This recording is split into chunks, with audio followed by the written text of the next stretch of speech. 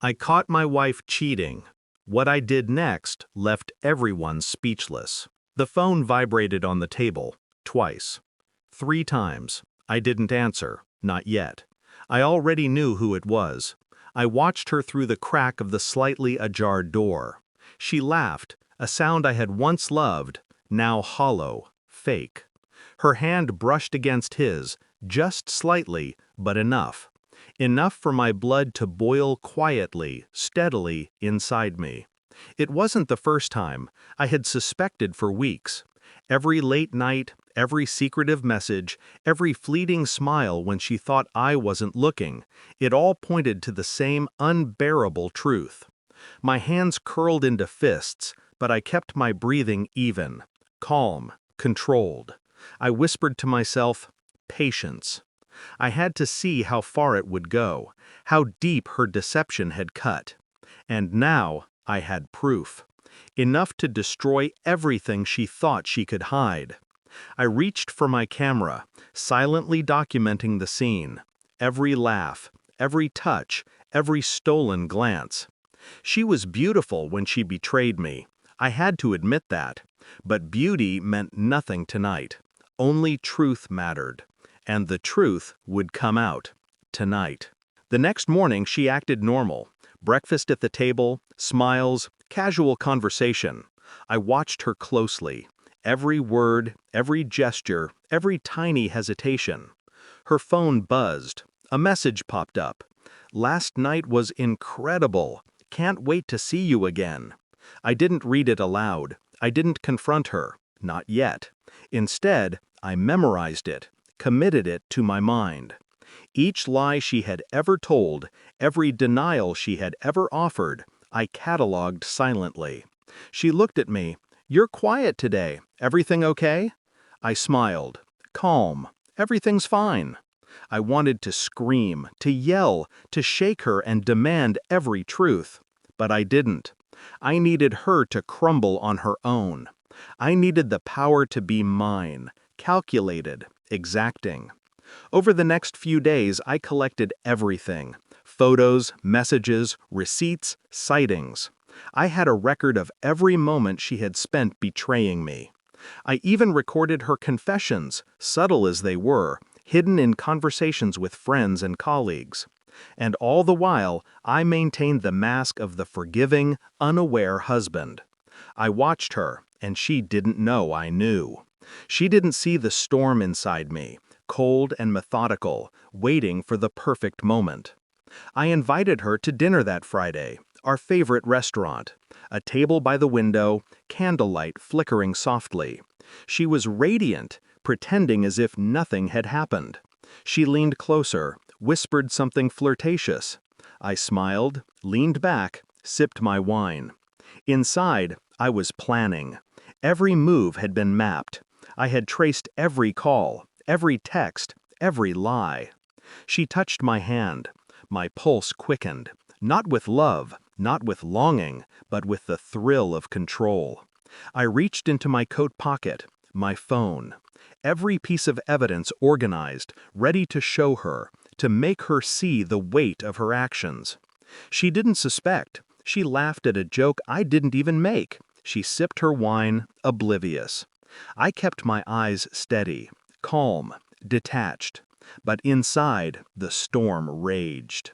Every betrayal, every lie, every touch with another man, it all fueled the fire I would unleash soon. Back home, I laid everything out on the table. Phone screenshots, photos, videos. She froze. Her smile faltered. What is this?" I didn't speak for a long moment. I let the silence suffocate her. "I know everything," I said finally, calm, measured. Every word was a blade. Shock, panic, desperation. Her emotions were raw, unfiltered. "Kevin, please, I can explain. It's not what it looks like." I shook my head. "It's exactly what it looks like. Every single detail. Every lie." She stumbled backward, overwhelmed. Tears began to stream down her face. Her carefully built world of deception crumbled in front of me. I remained composed, silent, cold. She lunged, tried to grab my hand. "Please don't do this." I pulled away, calm, controlled. I didn't need to raise my voice. The evidence spoke louder than any scream. The betrayal was clear. Her facade of innocence, of love, shattered, and I watched it happen, piece by piece. I called her family, sent them all the evidence. Colleagues, friends, anyone who had trusted her. Her face turned pale as she realized she could no longer manipulate anyone. Her web of lies had collapsed completely. I didn't mean," she whispered. "You meant every second," I said calmly, "and now everyone knows. Every person you trusted sees the truth." I didn't raise a hand. I didn't yell. The punishment was the exposure itself.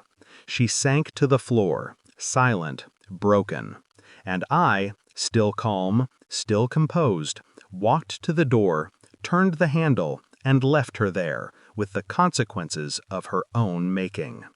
Outside, the air was crisp. I breathed in deeply, feeling the weight lift from my chest. Victory didn't need to be loud. It didn't need to be cruel. Just precise, absolute, unforgiving. She would call, beg, apologize, plead, and I would not answer. I had already won. Days passed. I returned to my life, lighter somehow, the heavy burden of suspicion and betrayal lifted. I poured a glass of whiskey, watched the city lights flicker. The pain was gone. Only clarity remained. She had thought she could deceive me. She had thought I wouldn't see, wouldn't know, wouldn't act. But patience, planning, and calculated calm had turned the tables. She had underestimated me. She had underestimated the power of quiet observation, of intellect over emotion, of revenge that doesn't need fire, only precision. I smiled, almost softly. Not with joy, not with malice, with satisfaction. Tonight, she had learned the hard truth. I had learned mine. Trust is fragile. Patience is a weapon. And sometimes the best revenge isn't chaos, it's control. Absolute, unyielding, and unspoken. She would never betray me again, or anyone else. Not without consequence. And I walked forward, untouched, unbroken, stronger than before. How could you do this?